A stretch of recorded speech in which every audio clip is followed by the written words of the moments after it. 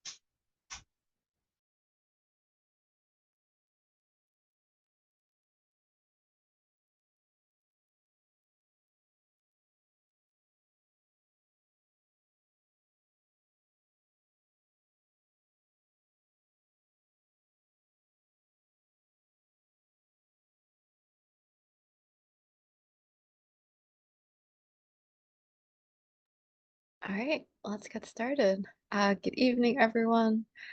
Before we kind of start the program, Elisa, if you can just go to the next slide. Wanted to let everyone know that we do have interpretation available tonight. We have interpretation available in Spanish and in Bangla. If you need interpretation services, please click the symbol below. It's the globe symbol with interpretation to access either Spanish or Bengali. So I'm just going to leave it up for a moment for anyone that needs it, and then we can get started.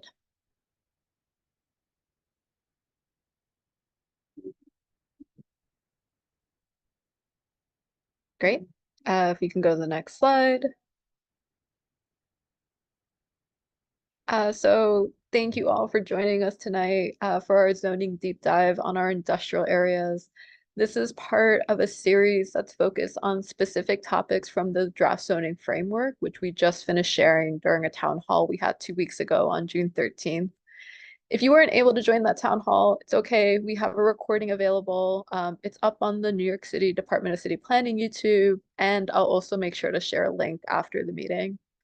The goal of this zoning deep dive on the industrial areas is to tell you more about the zoning tools that we're thinking to use for Jamaica's existing industrial areas. We know many of you want to have a conversation around the industrial areas, so we'd like to share more information tonight. Just to talk about what some of an overview of the items we're going to cover tonight. We're going to briefly review the neighborhood planning process just to show where we are and where we're going. Then we'll share a list of upcoming meetings. We'll give a brief refresher of the zoning framework. And then we'll talk about some of these new proposed industrial zoning districts, which are new zoning districts in our toolbox that haven't been mapped in the city before. We'll also have time at the end for any Q&A and just to have a general discussion around the industrial areas in Jamaica. Next slide. So we've walked through this process during the town hall and during our last deep dive, but want to give everyone a refresher, especially if you're joining us for the first time. Um, Welcome, and also want to make sure everyone has this information. We're in the middle of a process. So we released our draft strategies, which are a concrete set of ideas for changes to either zoning, investments in programs and services, as well as policy changes to support the current and future neighborhood. We also shared the draft zoning framework, which is part of our draft strategies a couple of weeks ago. So the next step in our process is for the zoning framework to enter environmental review. New York City's environmental review process involves a comprehensive analysis of potential environmental impacts of a proposal. So it looks like impacts to air quality, to noise, to transportation, schools, open space, and other items. So we'll talk more about that later in the presentation. So while the zoning goes through environmental review, we're going to continue working with our partner agencies and all of you to continue to define potential investments that are needed to support the neighborhood as it grows. And then finally, we're going to come back together next year to kick off the Uniform Land Use Review process, also known as ULURP, where stakeholders, including community boards, borough presidents, and the City Planning Commission and the City Council, will all have a chance to weigh in on the plan. And if approved, the plan will result in new zoning, as well as new programs, services, and capital projects. The city is required to update you on the status of these commitments on an annual basis. Next slide. So, like we mentioned earlier, tonight's deep dive is part of a series. Last Thursday, we spoke about the housing tools we have through zoning, and this Thursday on June 27th, we're going to focus more on the corridors of the neighborhood. This is all leading up to a scoping meeting we are going to have on July 11th, which is an opportunity for the community to let us know what areas should we be studying for potential impacts. So we'll talk more about that later in the presentation.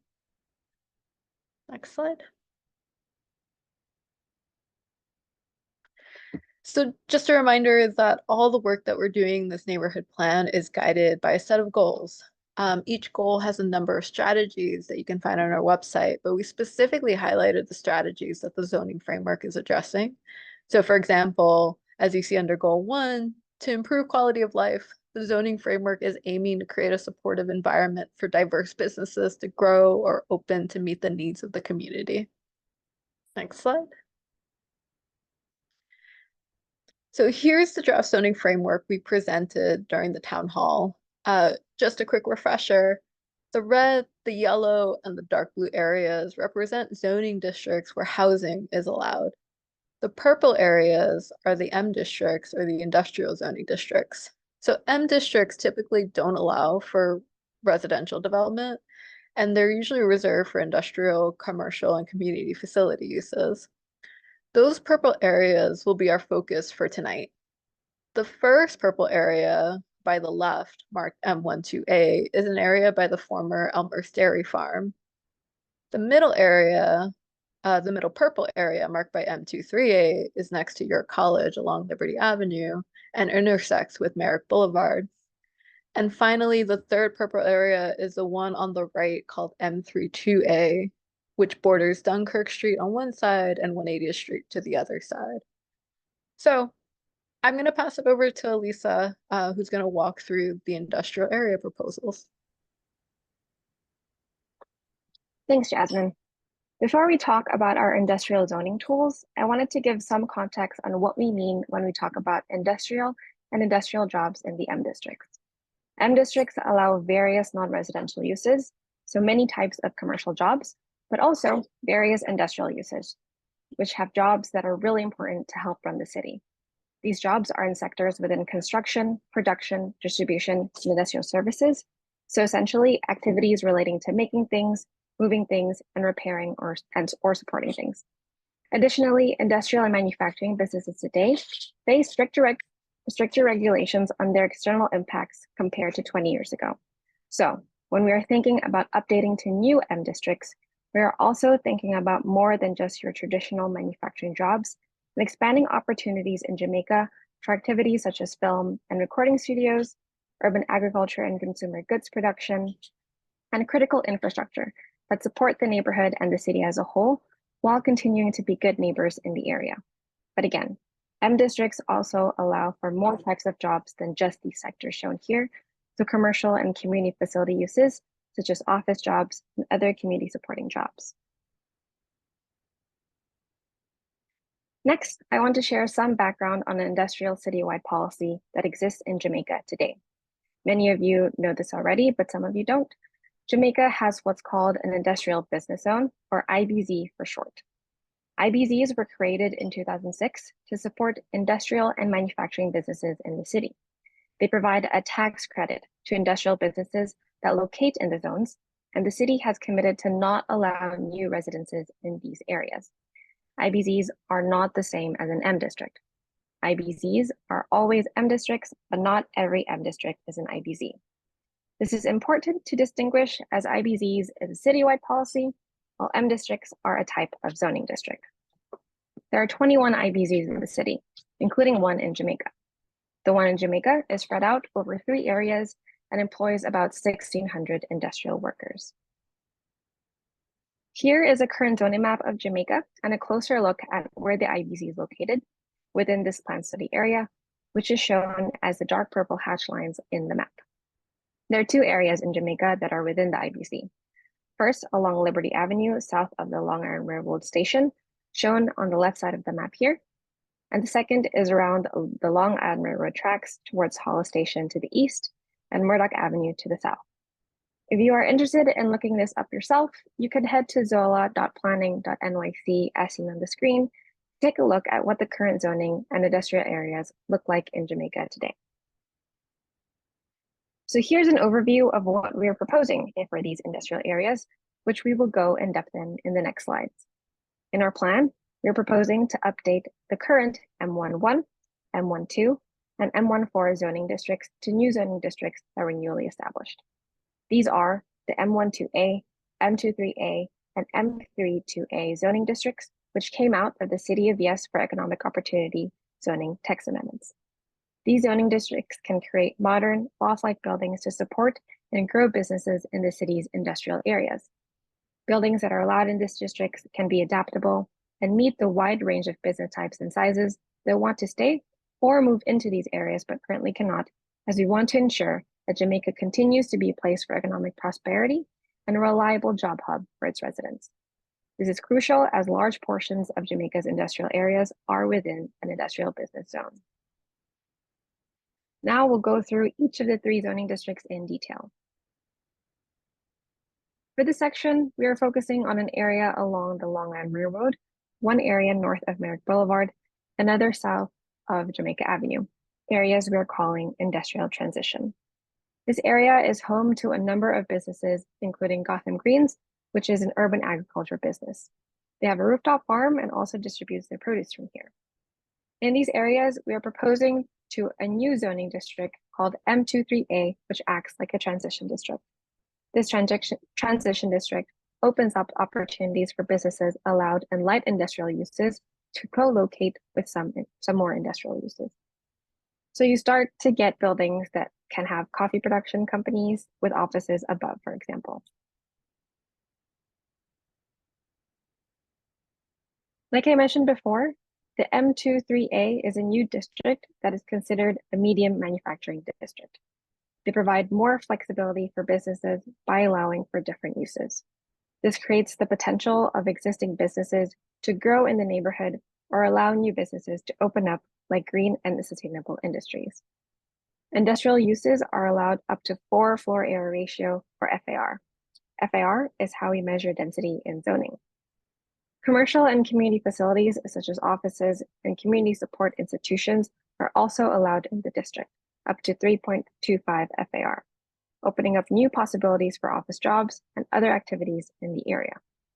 On the bottom right, you can see an example of an office building that M23As can produce. Moving on.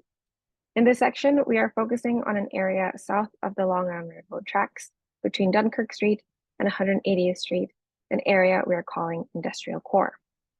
This area is largely home to the Hillside Support Facility, which is a maintenance facility of the MTA Long Island Railroad. Here we are proposing an M32A district, which is a tool that preserves and supports the existing industrial area by restricting commercial uses here.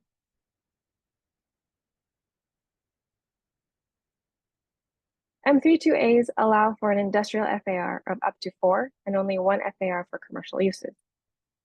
This allows the existing industrial uses, like the MTA facility, to be preserved by limiting other non-industrial uses and creates flexibility by addressing bold changes.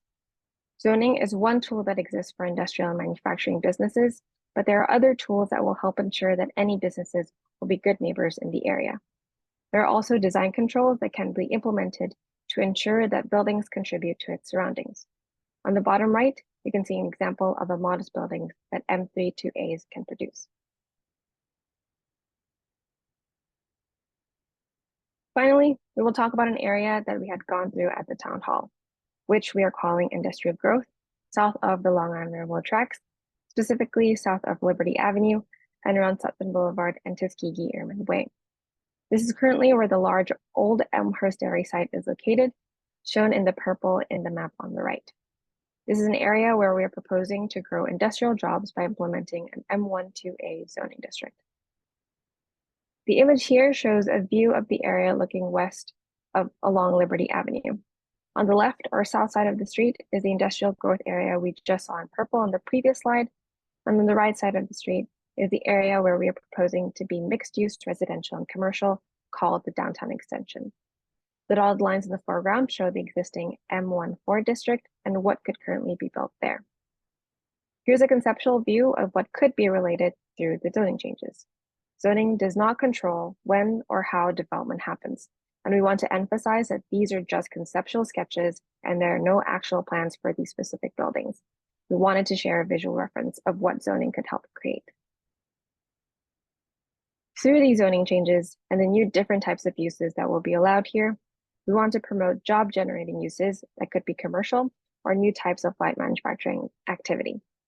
These manufacturing activities today have developed to be cleaner and more varied than what they used to be 20 years ago, so we hope that by updating zoning, different businesses can emerge that can help reduce pollution, noise, and mitigate urban heat within these manufacturing areas, and also create a balanced transition with the residential mixed-use areas nearby. To support this area, we're proposing to map light manufacturing district M12A. The M12As are new light manufacturing districts that unlock a wider range of densities and a mix of business types, as well as a physical form that is more supportive of the loft-style vertical industrial buildings that we see across the city that were not previously possible to build because of onerous yard and setback rules. This zoning district will allow more flexibility for businesses and are suitable near residences. The maximum FAR for industrial, commercial, and community facility uses is 3.25. Industrial areas are important job-generating areas for the city and are home to critical infrastructure and facilities, which is why the city has and is currently expanding and refining regulations in these areas. This is to ensure that industrial and manufacturing businesses can continue to stay in the city and thrive, while also cognizant of the potential effects to surrounding neighborhoods. Part of these plans include Local Law 127 passed in 2023, which requires the city to create an industrial development strategic plan. There's also the Green Economy Action Plan released earlier this year that has goals and actions that will expand opportunities for New Yorkers to transition to more sustainable and green industrial jobs and help green businesses grow. And there's also ongoing research on truck emission regulation. All this to say is that these zoning changes for this area's industrial districts are not happening in a vacuum, and that the city is thinking of improving these areas through multiple ways. If you attended our town hall, the next part is a refresher. For those who are hearing about this for the first time, we released our draft scope of work 2 weeks ago, which is a draft document that describes our draft zoning framework. The colorful map we showed earlier with the zoning districts and outlines the different topics that will be studied under environmental review, like schools, air quality, infrastructure, and others. So the scoping meeting, which is scheduled for July 11th, is an opportunity for the public to comment on this draft. Everyone on this meeting, your neighbors, anyone who lives and works in the neighborhood, can provide their recommendations on what should be included in the 6 to 8 month long analysis. The types of comments we're looking for during scoping meeting is around these 19 topics. They include topics like transportation, air quality, schools, open space, public health, and many others. So if you think we should be looking at any of these topics in a specific area of Jamaica, scoping is a time to let us know so we can study it further. There are a few ways to participate for the July 11th meeting. If you want to just listen to comments people are sharing, we'll be live streaming the entire meeting on the NYC Planning YouTube page. If you'd like to add comment during the July 11th scoping meeting, that meeting will be virtual and you can join online. During the scoping meeting, everyone will have 3 minutes to share their comment. It will be recorded and the next person will be called on. That July 11th meeting is just a meeting to leave your comments so that it is recorded. There's no Q&A during that meeting. In case you're not able to make that July 11th meeting to leave your comment, you can email us your comments starting now up to July 22nd. Just want to emphasize, all comments are considered equally, so a comment we get during the July 11th meeting is weighed the same as a comment we get through email. We hope you found tonight's information helpful.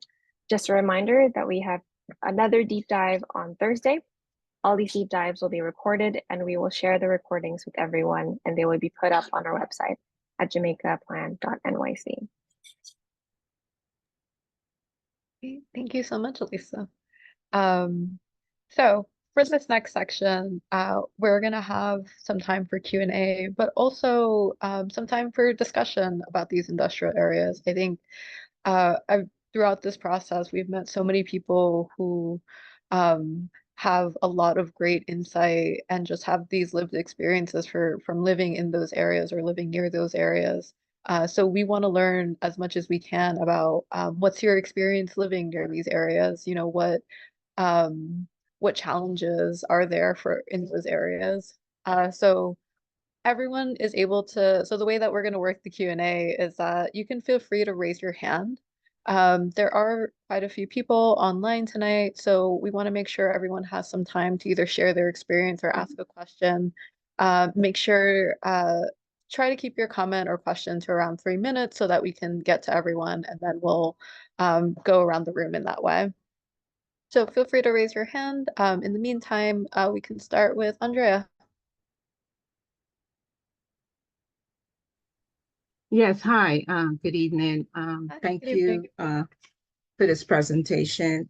Not sure in regards to this plan that you put forward. I am speaking mainly around the area of Liberty moving towards Dunkirk. Why would there be any consideration to upzoning the area to a heavier industrial use? Curious as to were there any site visits conducted prior to this recommendation? Because the area is known to be unclear if you walk the area, that it's an overburdened area. We have the waste transfer stations, which does not belong in the current M1 zoning. As you know, the history tells you that it was against residents not wanting this. It was grandfathered in. We've got a cement factory that is, in regards to dust, generates a lot of dust. We have all these auto salvage shops, a lot of trucks coming through in the area, spewing emissions. Asthma is prevalent in our area, as well as New York State did a study maybe about a year and a half ago. You're shaking your head, so I'm assuming that you're familiar with it. And it showed that the streets of Liberty has black carbon at a 90 to 95% level. As you know, black carbon contributes to lung disease. So I'm just curious as to why we would be looking to upzone to a heavier industrial use. So I went digging and I went on to New York City Planning website under your manufacturing districts. And it says here, community facilities are excluded entirely from M2 and M3 districts, which is what you guys are proposing, and restricted to a few uses in M1 districts. Certain community facilities, such as schools, are allowed in M1 districts only by special permit. It goes on to say 1961 zoning resolution separated industrial and residential areas to ensure safety and insulate residential communities from industrial traffic, which is what our community is experiencing right now, and other irritants, and to shield the industry from nuisance generated complaints. If you don't know, we sued the waste transfer station. It says now that new residential developments and conversions are permitted in selected M1 districts. It doesn't say anything about M2 or M3 that have a significant number of existing residents. It concludes here, new residences are prohibited. New residences are prohibited in all M2 and M3 districts. That says to me that the intent was never to have heavy industrial use, M2 or M3, near to residential homes. What you have sitting there is to the front of where those businesses are residents, to the back are residents, and now they're sitting in the middle. Why would you recommend upzoning to M2 and M3 in a predominantly residential area? It seems that you're going against your New York City guidelines. What's your justification to doing this other than you came out with these new zones and you want to try them out? Because I don't see that happening when you talk about existing businesses to grow. What's growing over there? A waste transfer station and a cement factory? How does that benefit the quality of life of our community? Yeah, thank you, Andrea. I think going to your overall question about justification and thinking about not just trying to use those tools for the sake of using them. Part of the reason those tools were created was because, I'll talk about the M2 first because Elisa did a really good job at trying to explain that the M2 districts, or at least the M2A districts, are new districts. And the reason that they're new districts, or sorry, because they're new districts, they actually aren't on our zoning handbook or our website just yet. So the M2A districts actually do allow for commercial uses. So they can have like offices, for example. So you start getting into buildings that create kind of like a maker space on the bottom or sort of production space with offices above. So you start kind of getting more diverse types of buildings and businesses that can open up in those areas. So that's why we're calling those areas more of a transition, so that there's different uses and not just kind of the traditional M2 uses that you just finished reading out. So that's one thing that makes this use new. It does allow kind of this combination of different uses. So that way, again, you're getting kind of a mix of businesses, a mix of jobs, and a mix of kind of cleaner industries in the neighborhood, helping to kind of transition out a lot of the, you know, businesses that you were describing. So that's number one with the M2 districts and why we thought it was appropriate here, because again, like we wanted to make sure that the businesses and jobs that can be, it opens up kind of a lot more opportunity for a lot of different uses in the neighborhood versus what's already there. In Going, yeah, in M1, because M1 is light manufacturing. When you yeah. move beyond that, then it presents a problem. I don't see you as you go further downtown having any M2 or M3 in the area. And that's predominantly commercial. However, you're placing it where it's predominantly residential. To me, this is clearly environmental injustice to upzone industrial use in a residential neighborhood, an overburdened area. That's how it has been deemed. It was never the intent. That's my position. Got it. Thank you, Andre. I mean, I think it's really helpful. I know you and your husband do a lot of environmental justice work in the neighborhood. And I think like we've learned so much from the both of you about these areas, and definitely want to continue to make sure that um, the tools that we're trying to use in this neighborhood aren't kind of making things worse than they already are right now. A lot of the businesses that have industrial uses are, have a lot of regulations nowadays. A lot of new businesses that open up do have different regulations across the city. And, we want to see kind of what tools should be here, what tools are going to work to help kind of make the industrial areas better neighbors. Well, you know what works? Give us an urgent care and give us a supermarket that delivers fresh food Mhm. because it does not exist in the area. That's what helps our community. We have no urgent care over in Mhm. that area, and we certainly are in need of a Mhm. fresh food supermarket. Those are kind of the kind of businesses that I would think truly does say you're trying to help and Mhm. improve the quality of life of our community.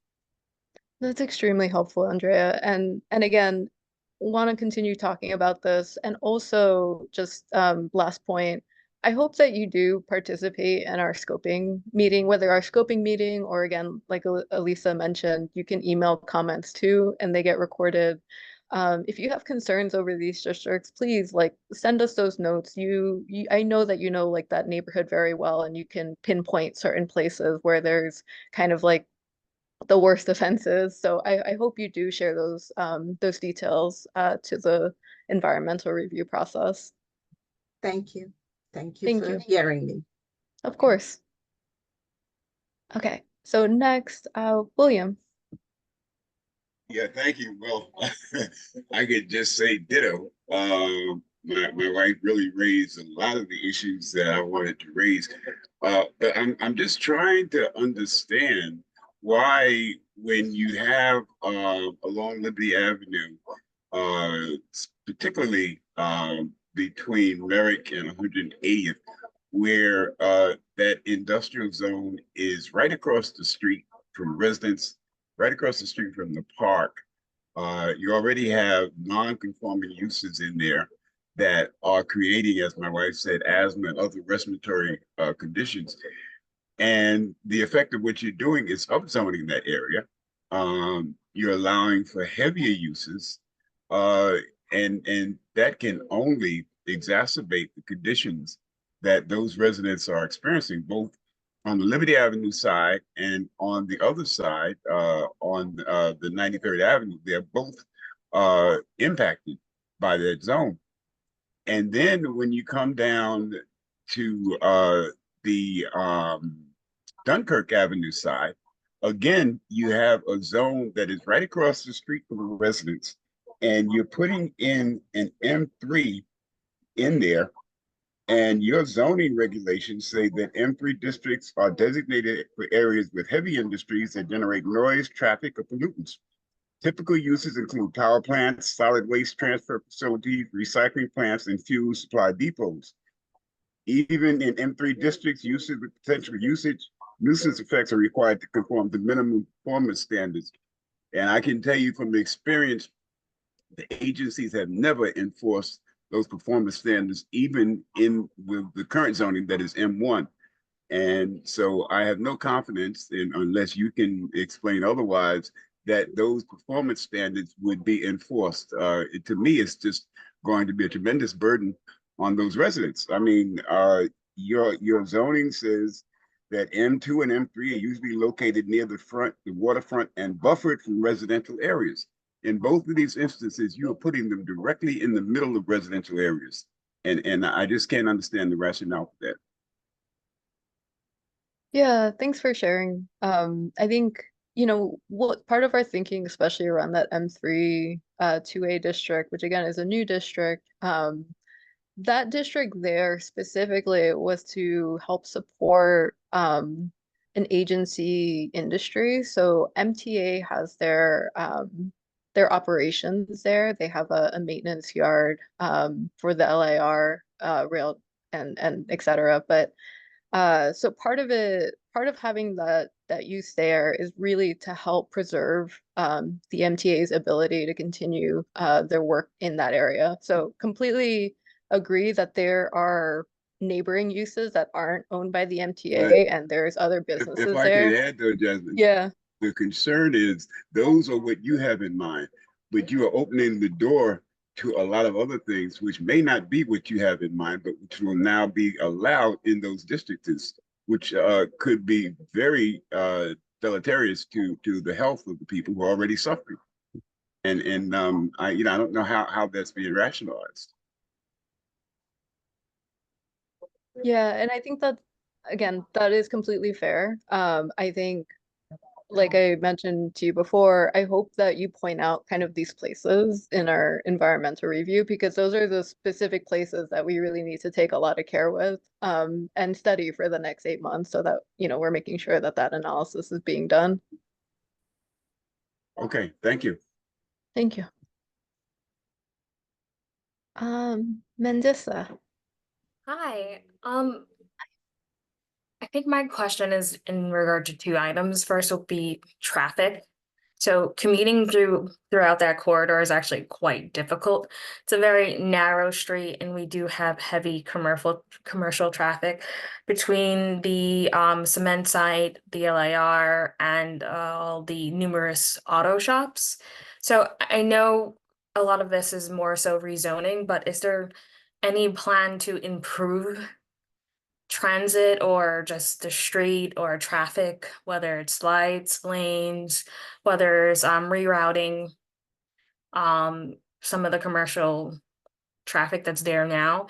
And then my second comment is I know we have a lot of these commercial spaces, but I feel like no one holds them accountable for maintenance. Most of the properties are dilapidated. It's kind of embarrassing that the LIR facility, their sidewalks are full of trash, weeded, overrun, poorly lit. It's really bad. So I feel like it's great to rezone, but unless the businesses are held accountable for how they kind of maintain their spaces while they're in our communities, it doesn't really help.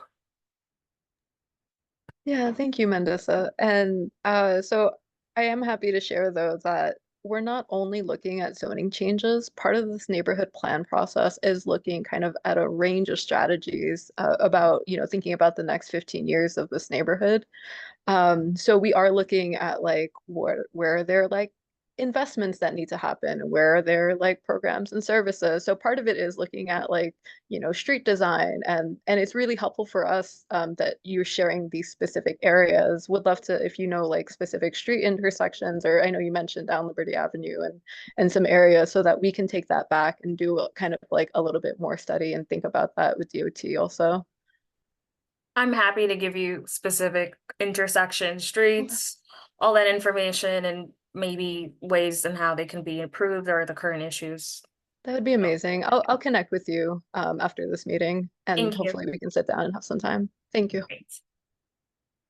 I think also to add on your question about the traffic, as part of the environmental impact study that we're doing as part of the rezoning changes, it will be analyzed. Any traffic changes that will be caused by an increase in density from this rezoning will be looked into, and if it is determined that there is going to be a significant impact, there must be statement on how we will be mitigating that in the final environmental impact statement. So that is something that we are looking into through the environmental review process.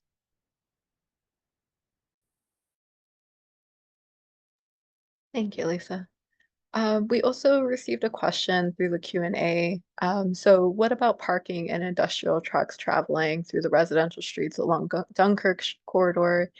Even now, the trucks drive through our streets and disrupt the foundation of our homes, not to mention the safety of the children that play in the streets. So I think, like Elisa mentioned, there is going to be, as part of that environmental work that we're about to start, they are going to study things like traffic. So that will get rolled into kind of this bigger analysis. But also, when we talk about industrial and kind of like the future of the neighborhood and where the city is trying to move industrial to, um, part of what the work that the city is doing overall is thinking about, well, like how do we make sure that electrification of the trucks happen, so that like again, like if trucks do need to be going down residential streets, they're not contributing to asthma rates and air quality and things like that. So that is some of the things that the city is thinking through. I know, like in general, there's a bunch of other policies related to just truck traffic. I think we also have our colleague from the Economic and Regional Development, Carolyn. I'm not sure if you know like just generally kind of the policies around trucks. Sure. Well, first of all, Carolyn Grossman Marr, Director of Economic Development for City Planning. Thanks for inviting me into this space, Jasmine. It's great to meet all of you. Citywide, the city is very much thinking about both how we reduce the emissions footprint of trucks that we have to live with, right? They bring all of our things, they support all of our businesses, but they also have all of these environmental consequences, particularly when they're moving through neighborhoods.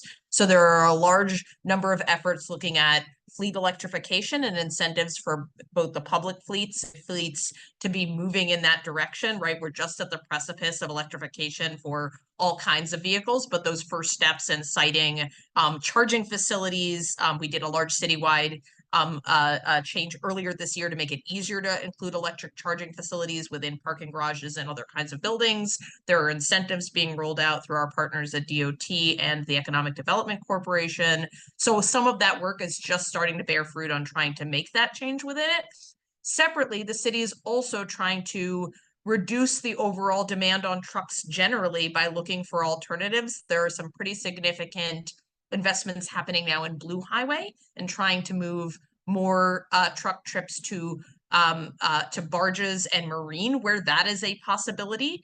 I note that here because I think the city is also really interested in future potential of freight rail and increasing those services. One feature and one thing we looked at in creating the plan here, of course, is the access to freight rail that does exist fairly uniquely along the Dunkirk corridor here. So there are only few businesses that are really utilizing it now. That was something I think really of interest and potentially of long-term support for this neighborhood to be able for those sites to be redeveloped in such a way that they're able to use that freight connection and potentially have less trucks moving through the neighborhood. Thank you so much, Carolyn. Mendissa, feel free to. In regard to the trucks, I think it's not limited to just those that are moving throughout the community. I think the issue we also have is that there's a lot of overnight parking, both on across from residential streets, on residential streets. I've had waste trucks parked in front of the bus stops. I know people that they abandon the trailer and I think I don't know what the head of the truck is called, but they move it someplace else and it's sometimes on my street, which is completely removed from Dunkirk. I'm maybe like 10 minutes away. And I don't know, I was told by my cousin who actually drives trucks that the parking lots are accessibility is the reason why they are kind of encroaching on more residential areas. So definitely agree with pollution and emissions moving through the neighborhood, but I think it's a even bigger hindrance walking late at night and there's all this, huge tractor trailers in your neighborhood. It doesn't feel residential. And I would love to make sure that that's being reported. Yeah, and I think Mendissa, just maybe to share some immediate information, although we can talk kind of like more long-term later. But I think like near-term information, I know that there's always New York City's 311, but I also want to give you two other tools just so you have them as well. Councilmember Williams, this is part of her district. Always want to encourage you to reach out to her team. I think Whitney from her team is on the call right now, and maybe she can leave her information, but always feel free to reach out to the council member to work on issues like this. Also want to encourage you to reach out to Queens Community Board 12, who you can also work with to talk through some of these like today issues and hoping to get them resolved. And like you said, reported. Thank you. Sure. Andrea. Yes, I agree 100% with Mandisa. Uh, Bill William, is president of our civic, Abbottsley Park, and we deal with trucks coming through our communities, staying overnight, staying the weekend consistently. And I know other civic leaders deal with the same thing. What I want to believe is that if you upzone, have more heavy industrial use, will only exacerbate that situation. So we'll have more trucks coming in and not less.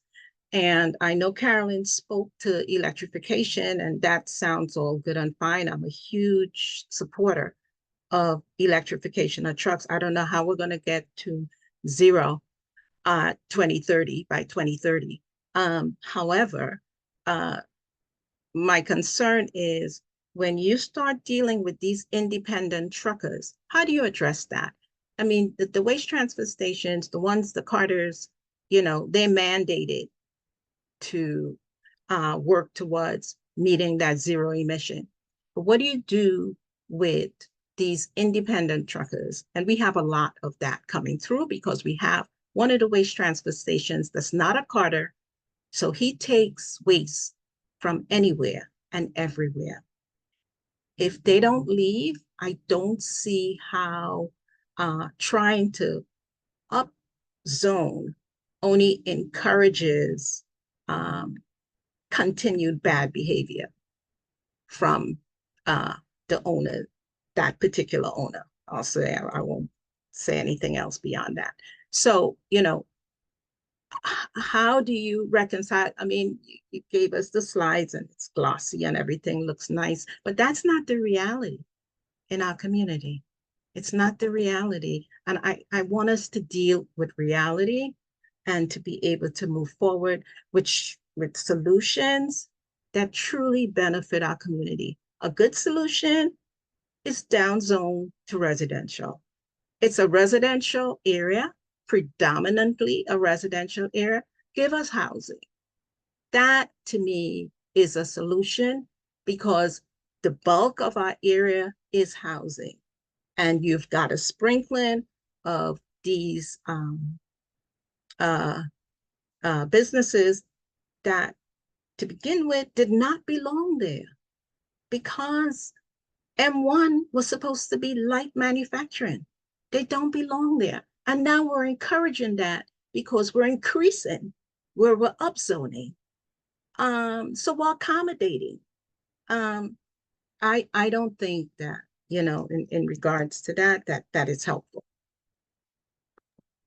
Thank you, Andrea. I think like one thing I just want to highlight, and also, I don't say this lightly either. I really do want to work with you to think about solutions and opportunities here. I think the one thing though, just to be 100% transparent, is that the areas that are currently, part of these industrial areas, not all of them, but a majority of them are within an IBZ, so the industrial business zone. And that's a citywide policy that says that no housing is going to be built in those areas because they're trying to preserve industrial. Um, so because of that policy, and again, even though it's not written in our zoning, it is a policy that exists. So we cannot build housing there unless that policy changes. Yeah, I get it. So you're preserving at the detriment of residents and at the detriment of the community. Really, that's what we're hearing. So when you think of zoning and we hear it's supposed to improve the quality of life, but if the intent is to preserve that very small area of business, then it's truly not about improving the quality of life in our community. Yeah, I mean, I still really want to work with you to think about solutions. And, I think the most creative solutions come out of these kinds of conversations too. I think again, like our biggest intent is to try to have those industrial zones be better neighbors. But again, completely understand that like there is a lot of concerns directly adjacent to the housing areas. So I think that's really where a lot of our focus is thinking about. Okay, thank you. Thank you. Brian. Hello, this is Brian Paul. I work for City Council Planning and Land Use Division. Just wanted to add one little voice to this conversation. I think that I know the council members totally hear the community about the impact of truck traffic and uses like commercial waste and those type of uses in the area and cement. I just wanted to point out one thing about the zoning is that the M11 zoning that's there right now really makes it nearly impossible to build anything new, commercial or industrial, that could replace what are open lots, really. That it's the open lots where the waste trucks park and where the cement processing or scrap metal happens that are the most noxious uses. And what if you increase the zoning to 2 or 3 FAR, it opens the opportunity to redevelop it as something that is cleaner and not an open lot. The cleaner use could be commercial or industrial in almost all these districts. So I just wanted to, assuming that increasing the FAR means more of the dirty trucks and bad impacts is not necessarily the way to look at it. Well, I'll tell you, Yeah. Brian, I've had several meetings, sit downs, because we meet with the waste transfer stations due to our settlement agreement that we have. And I'll tell you, I don't see the conversation is not around one particular transfer station leaving. No, that's not what I'm hearing. So if they don't leave and you up this heavy industrial use and you up zone, what does that mean for us? We got more the same, except at a larger level. That's a problem. And forget, I don't know what we're going to do about that cement factory. That dust is blowing all over the place. They're going to move. They move from the corner and they move further up. So unless those things we see in writing where they're moving, I don't see how this benefits our community. And then if you're able to bring forward a supermarket, fresh food, or urgent care, now we're talking.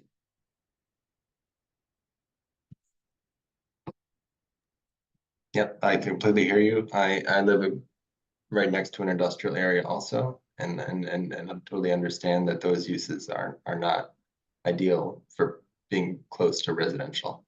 No, live in our shoes, the odor, the stench, the trucks idling, which is illegal, but it's done anyway. That's what the residents have dealt with for decades. And now we're talking upzoning. With them staying in place? No. Especially when my William just said, there's no enforcement. We know that. So this is, okay. I've said enough. I'm sorry. No, don't be sorry. I understand that like you're really sharing all your concerns, and I think this is what this is here for. But I appreciate though that giving time to others as well. Yes. One more thing in the chat of just on the point of quality of life, the industrial LIR MTA areas do not keep their areas clear of dumpings, trash, or overgrown weeds, etc. Homeowners are certainly held accountable for keeping their properties clean. Can the community get an understanding or statistics on how often are these businesses held accountable to keep their businesses clear, and what more can be done on this? Thank you for sharing that. I think that's something that we can look more into. I it's again like we need to be able to pinpoint these locations, so it's really helpful that you pointed that out. So we'll dig a little bit deeper on that. Okay. I want to be conscious of time. This meeting is up until 8:30. I think we can take one more question or comment, and then again, want to be respectful of everyone's time. I just want to make a really quick note. This is not the last time we're going to talk about these industrial areas. I think so many of you have so amazing insight to these areas. So, we can again connect offline and maybe coordinate kind of a larger conversation around these industrial areas and maybe even workshop together again to think about more solutions. But Mendisa, I know you had your hand up, but I was also wondering if you don't mind if Woody can take this Oh, of next comment course. before I the. can leave my comment in the chat. That's not a problem. Thank you very much. Woody, I know you haven't spoken yet, so just want to give you some time too. Thank you. Has consideration been taken into the fact that how you're going to devalue the land, the property that everybody or all these homeowners are going to have? That's the major point. Because what's happening is that Black communities have been devalued for so long. Has this community been somewhere else, our property values would be much higher. And here you come trying to upzone, devalue the property to which we have. That's not acceptable. I'm quite sure you know this, and I'm quite sure you're aware of this. That's my question. Yeah, thank you, Woody. I'm But gonna I have am in agreement with everybody else that has spoken in regards to this matter. Carolyn, do you want to share some thoughts? Sure, and thanks, Woody. Great to meet you. Really appreciate the comment. I just want to say it is 100% not our intent to devalue communities. It is entirely our intent to add value to communities. We're here, of course, to talk about whether we've got that right. And I think the points that have been raised are really good ones, and we will continue to fine-tune the rezoning to make sure that that is the intent. But a fundamental truth of the way that we use the land use tools we have is to try and think about where incenting new investment creates new potential for communities and better communities, and where preservation of existing conditions adds value and to communities. And so we're constantly trying to use those levers that we have of what we allow, what we don't allow, what we encourage in order to make better places. That's our intent here. It really is. And so I hope you. Excuse me, that may be your intent, but everybody knows once regentification starts, the community starts to look totally different. You understand this. You're giving me a lot of fla-fla. And we're tired of fla-fla. It was not my There intent to comes a offer point you in the time blah where blah. you got to start working for the people of the communities to which you serve. And what you're doing here is really devaluing and misappropriating everything to which Black people have been building for. You wouldn't do this in other districts. You're not doing it in other districts that are equally similar to ours. Maybe they have a stronger community board. Maybe they have a better council member. But you're not doing it. You're doing it to us. And you're doing it with the intent of changing the face of the community. Yeah, thanks, Woody. I think maybe my last comment of the night is just that I want to remind everyone we're still in the middle of this process. This is exactly why we're having these meetings. This is just one of like 4 virtual meetings that we've had in an entire year where we've had a range of in-person meetings. We're still going to keep scheduling out a lot more meetings to keep talking about these things because, again, some of you might be hearing about this for the very first time, and some of you have been involved for a while now. So now that we have something to work off of, you know, these conversations have been incredibly helpful for us and our team to hear these things so that we can, again, do more analysis, think more about these things, think more about, like, again, the relationship between these industrial areas and the residential homes right next to them. Woody, I think you bring up a lot of great points about, you know, the Black identity of this neighborhood. And, you know, we want to make sure that we're not disrupting that. And there's so many tools that we do have that could help support, and we just need to figure out what's kind of the right combination of tools here. So Mr. want to Carr, continue. if I may, Yeah. if I may, Yes. where is Councilmember Williams? She was on the first one for about, what, 45 seconds before she had to go to another meeting? Does she have another meeting today? I'm It's unsure. rhetorical. I understand. It's rhetorical. Where's the speaker? Adrian Adams. It's rhetorical. Where's CB12? Reverend Thorps? It's rhetorical. They're not online. The fix is in. This is all, you know, congestion. It really doesn't mean anything because you're going to do what you want to do. Thank Which you, is, Woody. once again, mistreating us as a people. Thank you for allowing me to vent. Yeah. No, it's okay. I appreciate you sharing. Mhm. Thank I you. say you do have council staff on here hearing you loud and clear, Mr. Millwood. You're not. I understand the council might, I understand her members might be here, but she's not here. This is her town hall. Understand. She was on the first one for 45 seconds. It was her town hall. She's not here now. She's not fighting for us. Her subordinates are not the voice of the community. They work for her. She needs to be here. It's shameful the way our elected officials discard us as though we are just something by the wayside.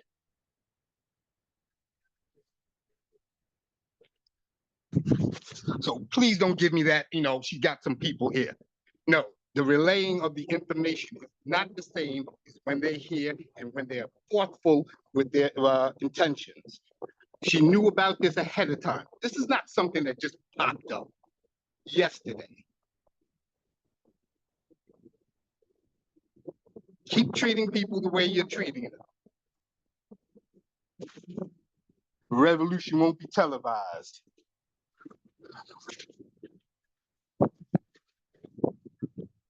Thank you, Woody. I just want to make a quick note. It is 8:33. I apologize that we went a few minutes over. Thank you. Sorry, I muted myself. Thank you, everybody who was able to join us tonight. Again, this isn't the end of this conversation, and no decisions have been made around kind of what's moving forward and what's not moving forward. I do want to work with every single one of you to talk about these industrial areas and think about solutions, because that's what we'd like to work towards. But I'll make sure to send out this recording and a copy of the slides after this meeting. We have one more meeting this Thursday, one more virtual meeting this Thursday leading up to a scoping meeting that we have in a couple of weeks. I'll put all of that information in an email, and I'll also make sure to add you all to our email list to make sure that, again, like, you all are getting updates when we have like in-person meetings around the neighborhood, and to talk about these things too. So thank you, everyone. I hope you all have a great and safe night, and a great rest of your week. Thank you and goodbye. Good night. Good night. Thank you so much, everyone. All right, thank you.